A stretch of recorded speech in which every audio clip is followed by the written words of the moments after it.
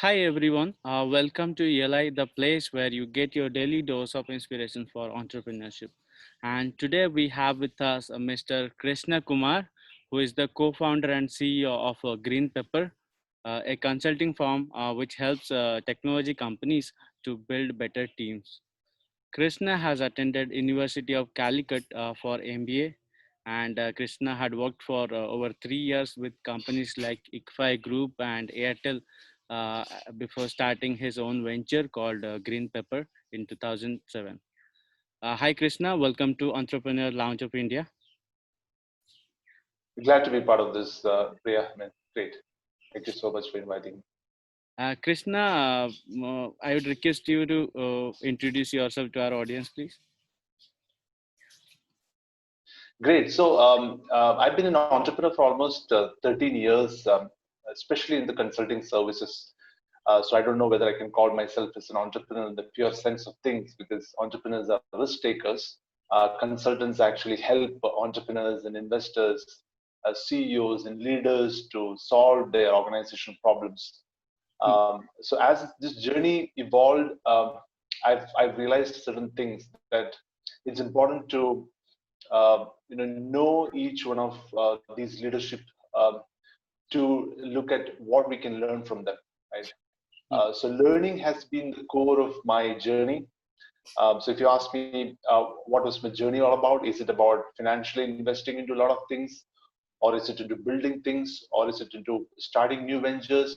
I would say learning is the core, and I think this learning is going to be the platform in which we can build new ventures, start new ideas, work with people, build a new culture of building stuff, right? So I think that's the core of thing. I mean, learning is the entrepreneur's core thing, and it's pretty much a brutal discovery of what we are actually.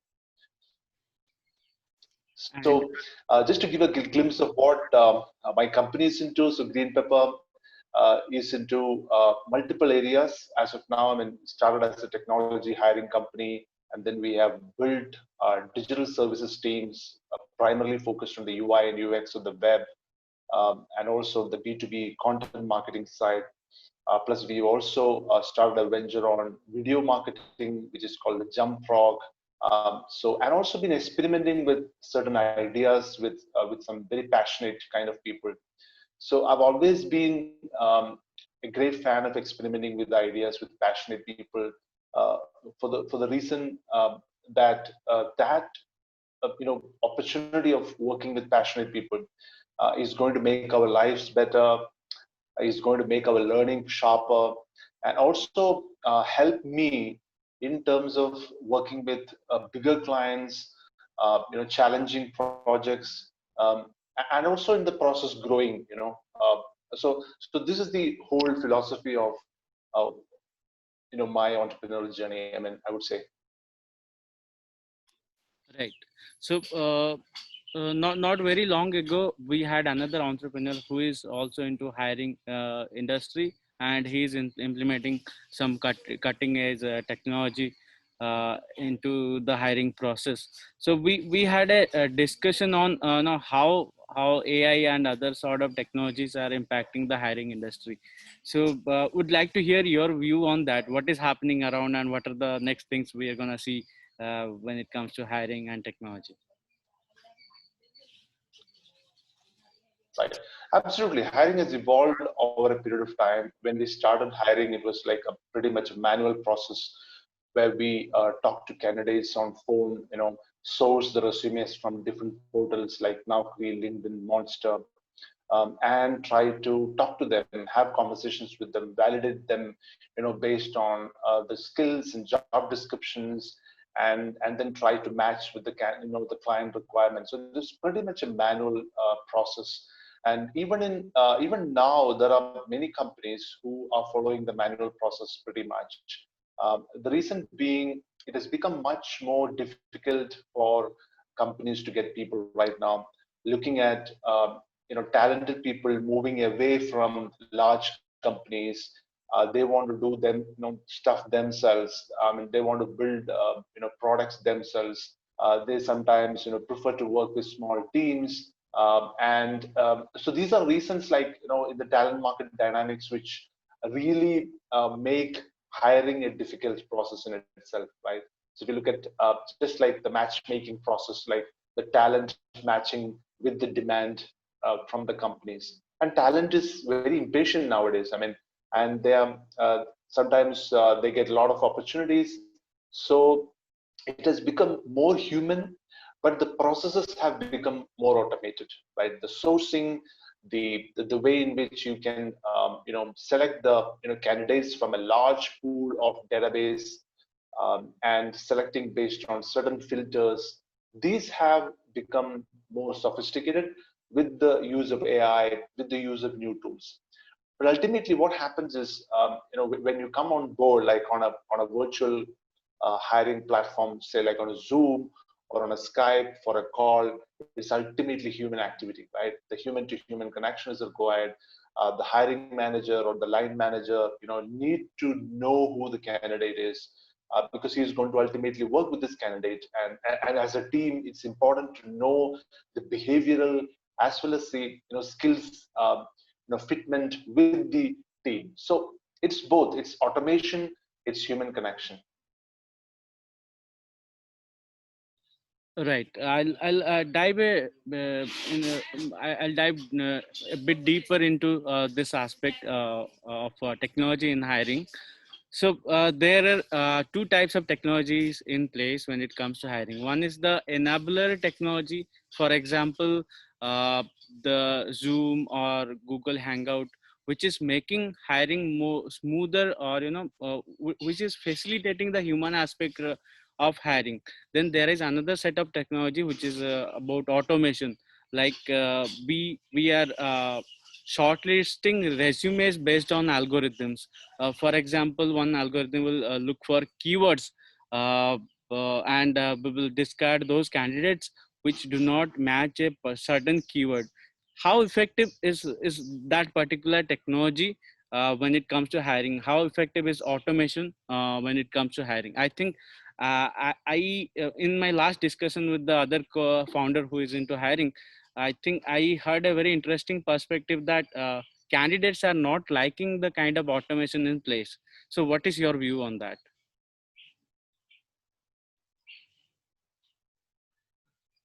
Okay, so I think there are a lot of new data-driven, AI-powered kind of hiring platforms which are emerging right now, and they are like using the expertise in the hiring plus the data science plus AI to figure out how to get people. I mean, how to source people from a large, sometimes systematic database, or sometimes very cluttered and random database.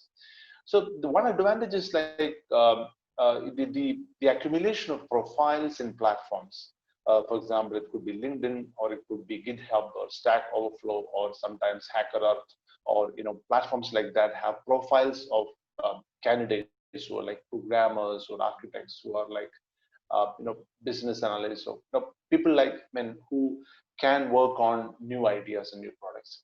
So the profiles are there in these platforms, and candidates have actually filled in information about themselves and about their jobs in certain way that the employers will be able to find them.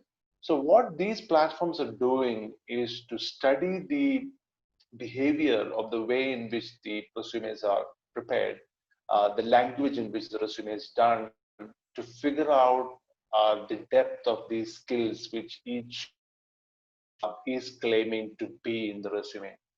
So this is being automated, and this process of finding these people has evolved over a period of time, and it has become pretty much sophisticated.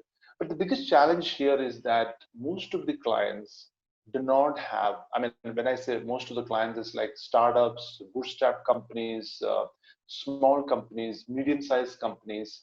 Perhaps their leadership or the HR teams may not be in the mindset to use these kind of platforms for various reasons. One is that the priority of hiring.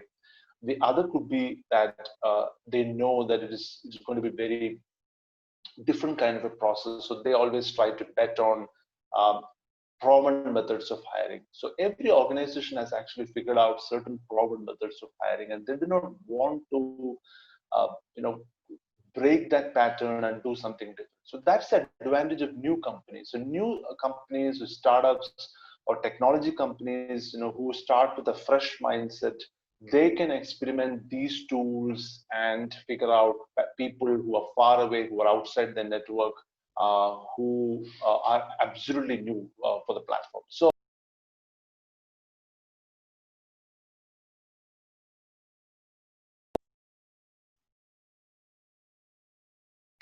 I hope it's a fresh mindset which is required for startups to try out these automation tools.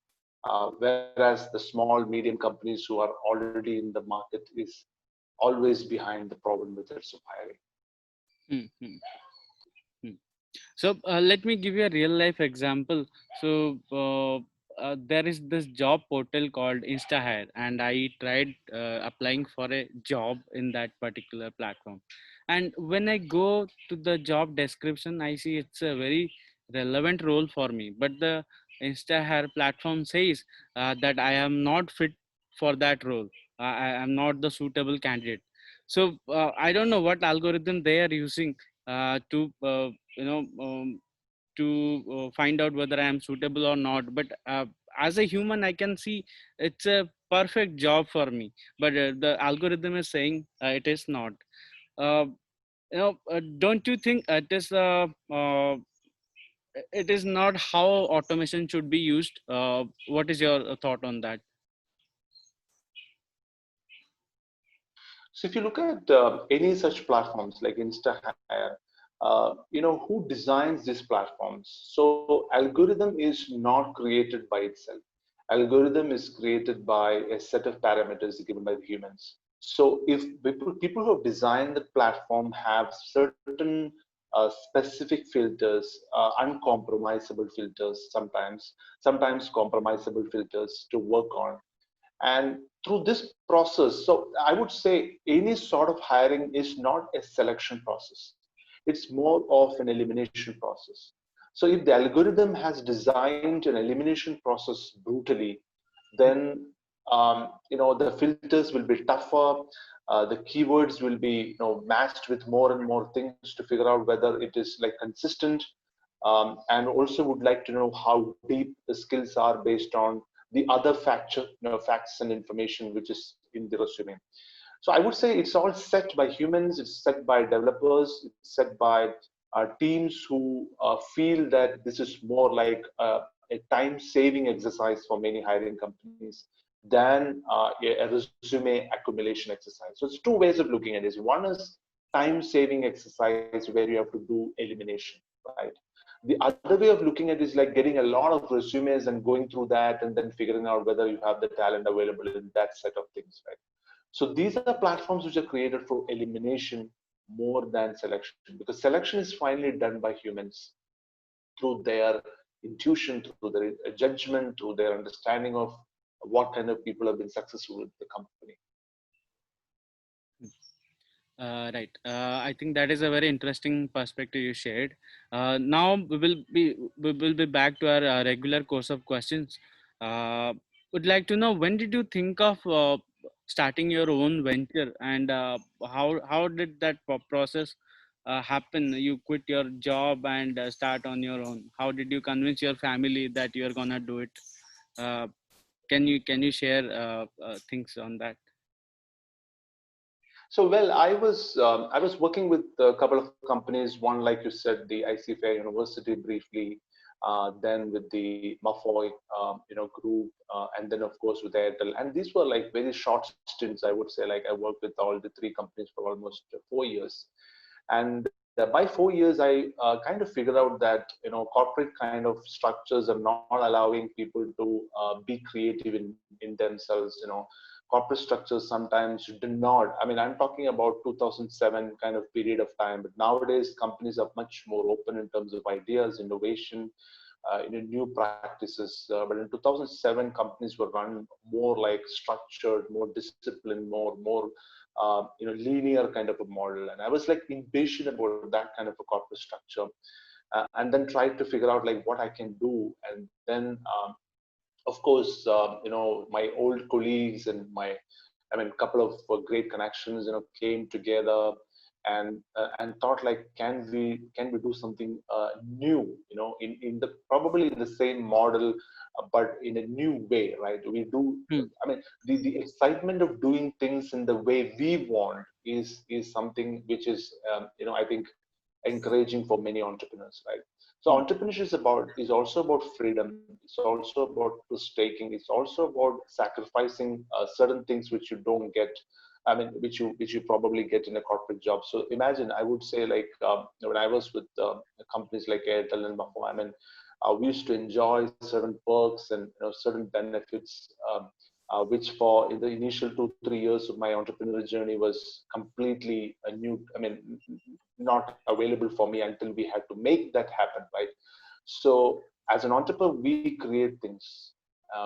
While we work in a company creates systems for us to work with focus.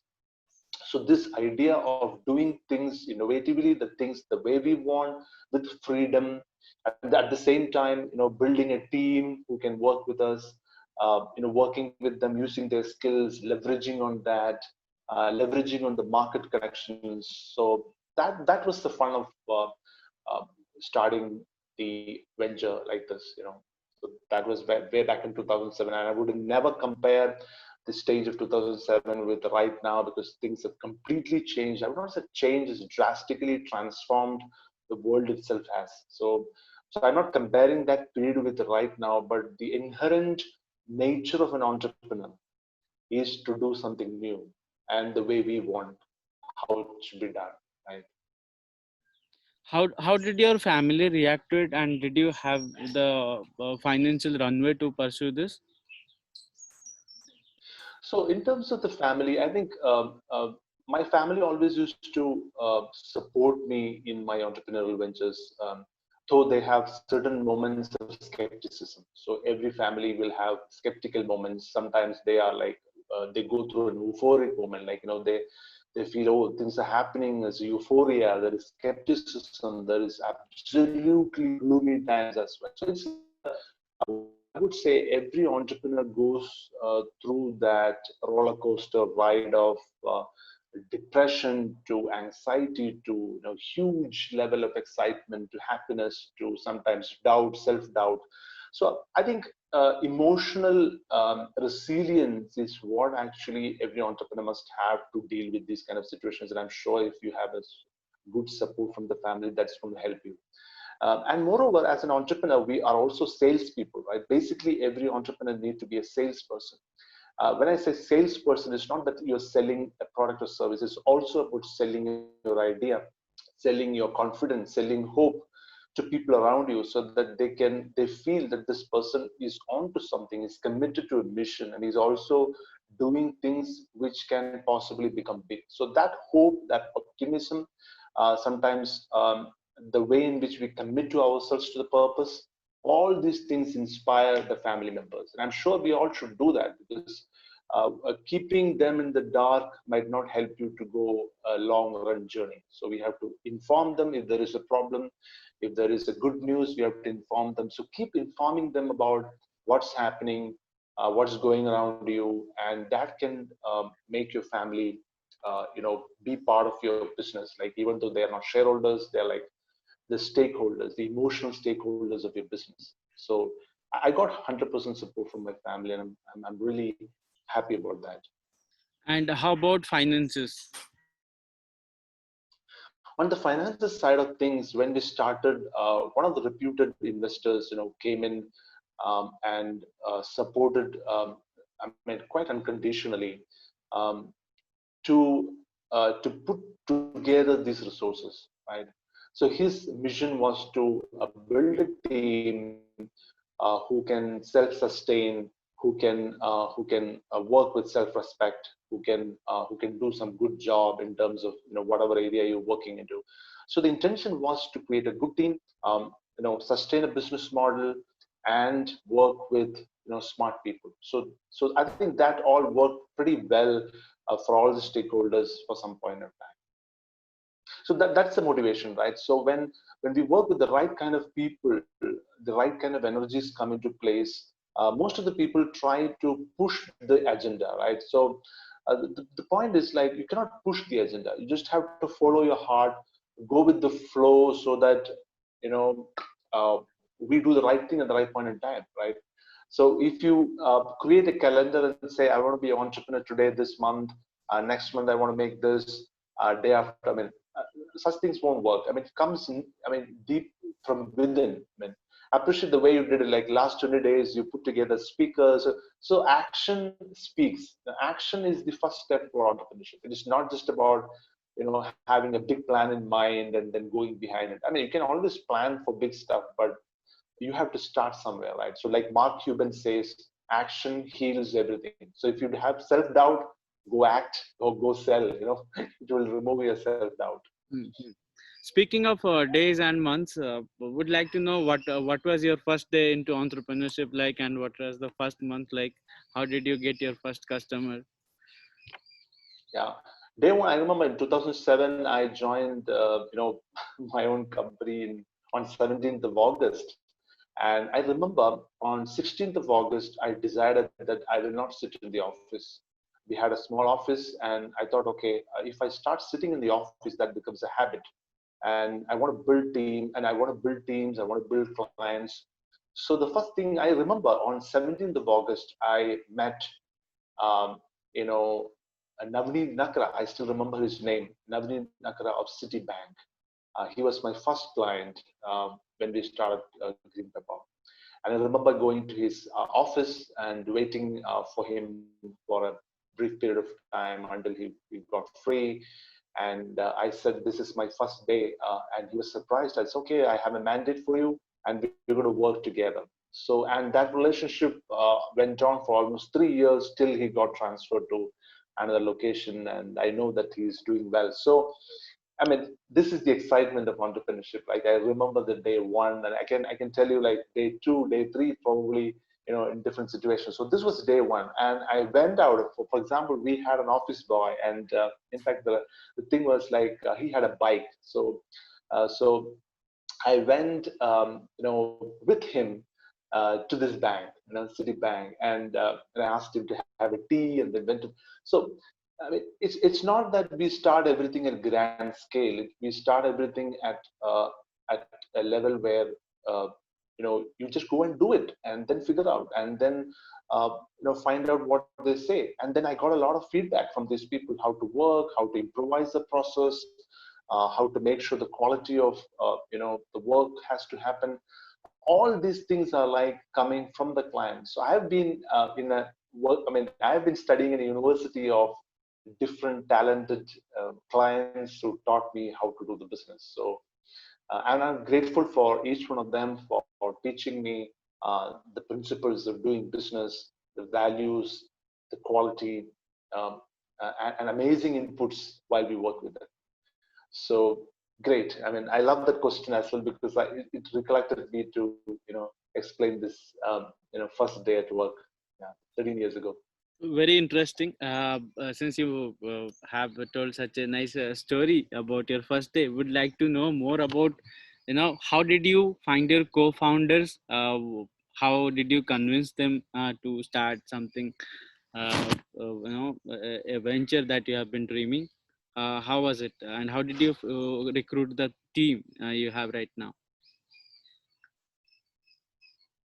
So incidentally, my co-founders were part of my earlier team. So we have worked together earlier. So we have a very good relationship with them.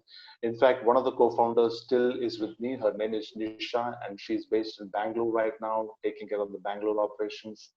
Um, so the journey has been 13 years now, and even now, we debate on stuff. We sometimes, try to reiterate stuff and come up with new ideas, just like the initial days. Like, there is no, I would say, baggage of things. So we go debate stuff.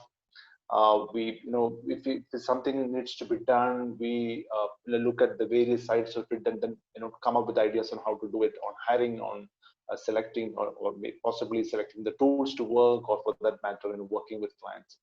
So this trust, I would say, I think we need to have trust with co-founders. If you don't trust a co-founder, if you don't have the basic trust with them, don't try spending time on them to work. Maybe you have to wait a little bit more time to get the right kind of person to work. But if you start working with someone whom you don't trust, it's not going to help you. But how do you build trust? So first of all, we should know who are trustworthy people, right? So to do that, I think you need to do a lot of transactions with them. The transactions needn't be business transactions. The transactions could be some kind of cognitive transactions where we talk to them on a daily basis. We ask them to do something, they get back to us. So a constant to and forth with the co-founders will definitely help us to know whether they're trustworthy or not, right? So, and people change, right? So it's not that you know I mean, 13 years ago, we met some people, they may not be the same. Or 3 years ago, we met some people, they may not be the same. So people change. So we should be accepting that fact as well, that people can change. So it doesn't mean that we don't have to trust them again. It means that probably we may not be able to work with them again in the same way which we worked with them earlier, right? So, and people grow. So when people outgrow the system, we have to appreciate that and let them go, right? When people, break the promises, we have to remind them of the promises. So it's an emotional journey, right? So working with co-founders, working with initial teams is like an emotional journey. I remember setting up the first few members. I think all the 8 people whom I started working with were like people known to me.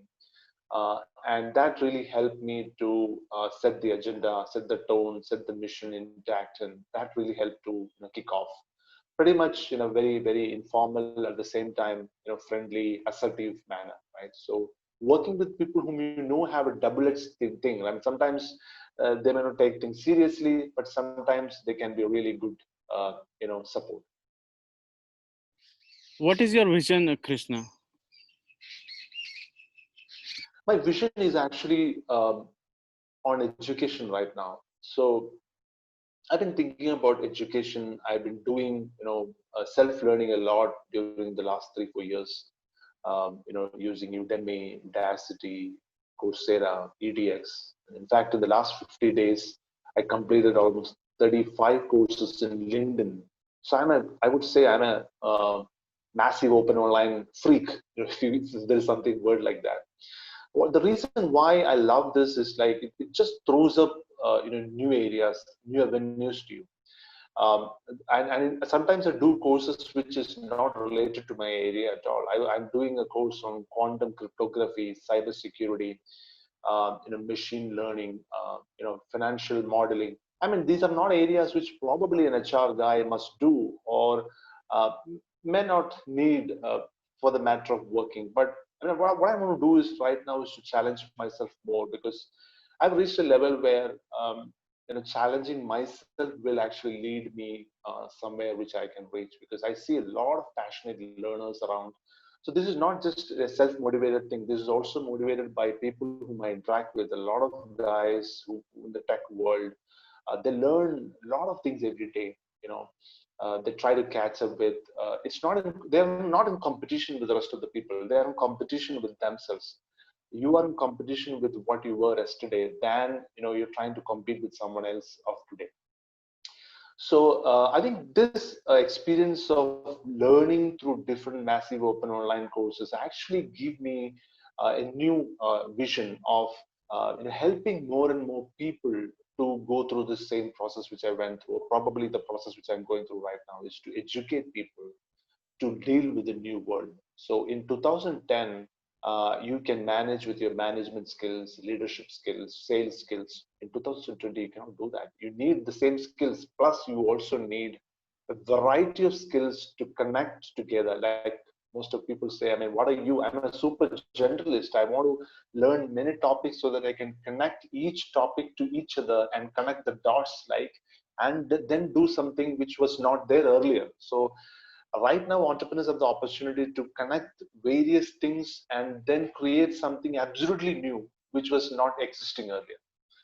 So this opportunity excites me, and I'm working on certain ideas, and I hope that will take shape soon, which is more like uh, which is like you said, the vision is to um, spread uh, spread the idea and inside of learning more would be leading in the new world. I mean, and and I see that many big time entrepreneurs, big time investors are into learning right now. They have not stopped.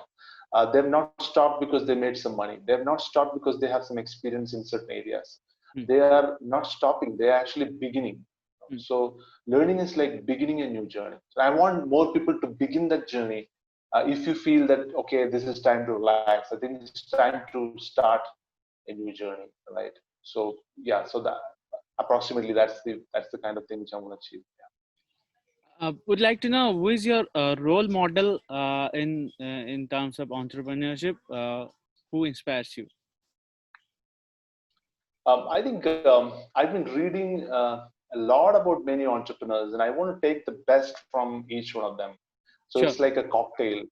It's like a cocktail, right? So it's like you have to mix, different portions, Mm, and then make it like a, heady cocktail, so that it becomes the best drink for you, right? So a cocktail of ideas and insights, and I'm sure I'm following people like Naval Rubicant, of AngelList, who mm, himself is not just a venture capitalist, he's also a philosopher. He's right. also teaching people on how to look at the world.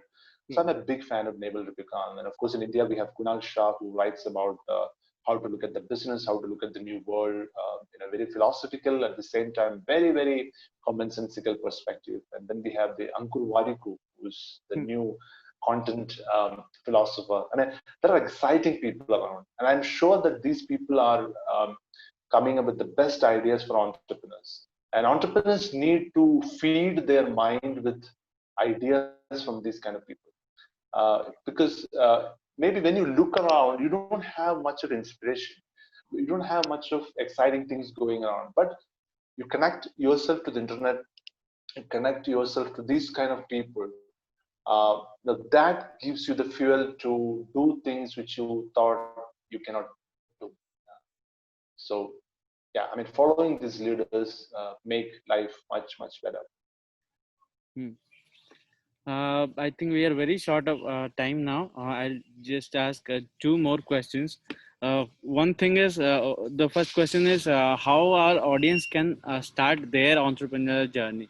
So let me tell you a bit about our audience. They're students and young people who have dreams to follow.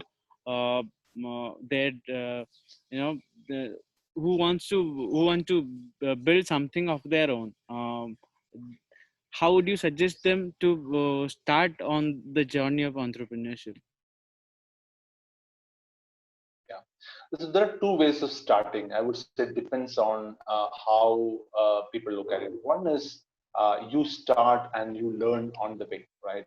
It's more of like trial and error kind of learning. A lot of experimentation, a lot of failures, rapid learning, right? This is one way of looking at it. But most of the time, people, when they face failure or when they experiment something and it fails miserably, they do not want to come back, right?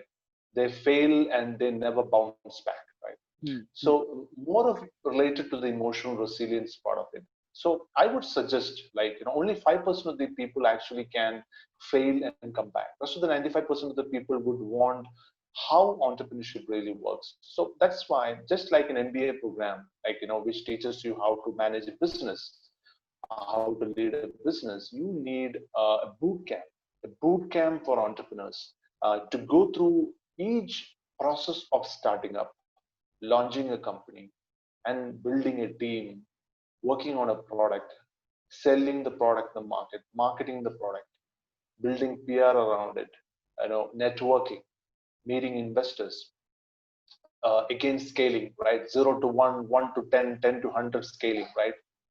I mean, if this can be taught, and this can be taught actually, so it's not something which everyone has to figure out by themselves. Right? This is actually figured out by many people. So there are a lot of mistakes which can happen in the process. We can fix the gaps. So there are a lot of massive open online courses on entrepreneurship as well. One of the favorites is like MIT's Entrepreneurship Bootcamp, which is like a 40-hour program which you can do online. And if you have time, I think you should do it. The reason is it gives you extreme clarity on what entrepreneurship is about and what you think as an entrepreneur, how you build teams, each process. So just like in MBA, right? The MBA takes 2 years for you to go through the process and then learn how to manage a business. You're just managing a business, but being an entrepreneur is different, right? Entrepreneur puts the risk in the game. He actually put skin in the game, right? His own skin. He may fail, and sometimes he never bounce back. He probably might get shattered. I mean, I've seen many people who fail and they never are able to come back, and that's very very sad. And there are people who learn from failures, go to the next failure, go to the next failure until they really find out what they're good at. So entrepreneurship is also part of self-discovery, right? What many people are struggling right now is they don't know, still don't know what they want to do at the age of 30, at the age of 40, at the age of 50. Sometimes people don't know what to do. But initial 3-4 years of entrepreneurship will help you to discover yourself brutally, because you will know what you're good at, what you're not good at. And if you know what you're good at and what you're not good at, more like a self-awareness, that is going to set the tone for your life. I mean, that's amazing. The entrepreneur should can either go for a trial and error, which is always open, go experiment, learn, fail, come back. But the other thing is to learn the process, learn legal, learn finance, learn sales, Hmm. learn the product, right? Learn how to minimize risk. I mean, many people are talking about taking risks. I mean, we should minimize risk as well, right? Hmm. Hmm. uh, I mean, learn how to read a financial statement, learn how to pitch, learn how to design a sales product, learn how to talk to a client, right? So many, many things to be learned in the process. So it's more of learning than betting. I mean, many people focus on betting, right? Let me bet on it. Let me try my luck. So instead, you focus from luck to learning, the luck will follow. Hmm. I think that is a very interesting perspective you shared. Uh, mm, Many times I wonder whether entrepreneurship can be taught. If it can be taught, then why are not universities starting the courses on entrepreneurship? I even found one course that is offered by Ashoka University. So I don't remember the name, but you know, I really think universities should start. Introducing courses into entrepreneurship and scouting students who are eligible and qualified enough to pursue it. Very interesting. Uh, Yeah, but the problem with the universities is that universities might are in a traditional mode, right? So they probably may not understand what entrepreneurship is. This is should be run by a team of entrepreneurs who have been successful, a team of experts who actually help entrepreneurs. So two people, one is entrepreneurs plus experts who help entrepreneurs to win the game, right? These two people, set of people, must come together and then set a program which can help entrepreneurs, the new entrepreneurs, to do things more boldly, right? More intelligently, right? Without much of failure. But the failure rate can be reduced, in that way. We want to reduce the failure rate, right? Right now, if 95% of the people are failing, I think in the next 5 years we should reduce it to 70%, right? So more and more people win the game. Right? So that can happen with such cleverly designed, structured entrepreneurship boot camps. I strongly believe so. why it is not happening in India? Why? What is stopping people from building such institutions? There is Y Combinator and 500 startups in US. Uh, but in India, I don't think there is nothing working at such a scale. There are actually teams, programs happening, but in a very very scattered way, right? Probably the reason why we were not heard of one big name in that industry. It's a very small size programs happening here and there, to support. There is NASCOM doing many such programs. There is TI doing many such programs. There are many entrepreneurship bootcamp programs which are run by entrepreneurs themselves, to nurture new entrepreneurs. I think just like what you're doing right now, you're meeting new people, you're talking to people, figuring out, collating ideas. I mean, this is a great venture. I think you can take the initiative to possibly put together a panel of people who can teach entrepreneurship, and that's going to be, and now it can happen online, and you can log in and start asking questions straight away to the entrepreneurs, get the idea, and then start experimenting. That'll be fun. Yeah. Right. My last question, what is our final message to potential entrepreneurs of this country? I would say, like, many of us are like seeking opportunities, right? When you seek opportunities, the problem is that new opportunities come. So the opportunities which you found will become a little bit uncool, right? So it's more important to know yourself first and seek what you really want to do than seeking opportunities. Many people would give an advice which is very different. Hey, seek the opportunity. This is the best time to do something. Go and do it in next 1 year. Get the money done. So, but what happens is such kind of ventures hardly reach anywhere. Instead, if the entrepreneur, like most of us are not going to be solo entrepreneurs, right? One person entrepreneur, or maybe 2, 3 people are going to be there. Mm, mm, So these people need to figure out what is that which excites them every day, mm. and what can I do in that area, right? So, like, the company I have a tagline called "Do what you enjoy and enjoy what you do." I think that's what entrepreneurs should do, not just by blindly chasing opportunities, because opportunities keep changing. New technologies come, new opportunities come, new markets emerge. So, if you keep doing what you're excited about, then you will find more opportunities in the space which you love to work. Right. It's more like if you want the real answer, you have to look inside, not outside. Absolutely, absolutely. Well, it was a pleasure to have you here at ELI. I think our audience would have got lifetime lessons from this video. Thanks for your time, Krishna, and our best wishes for GreenPepper and your other ventures as well. Thank you so much, Priya. Thank you so much. Bye bye. Viewers, you can follow and connect with Krishna on LinkedIn by searching for Krishna Kumar. You can also visit GreenPepper website by typing greenpepper.in. So, whom do you want to have here at ELI for next episodes? Do let me know in comments below. We will be back before you know it. Stay tuned to Entrepreneur Launch of India.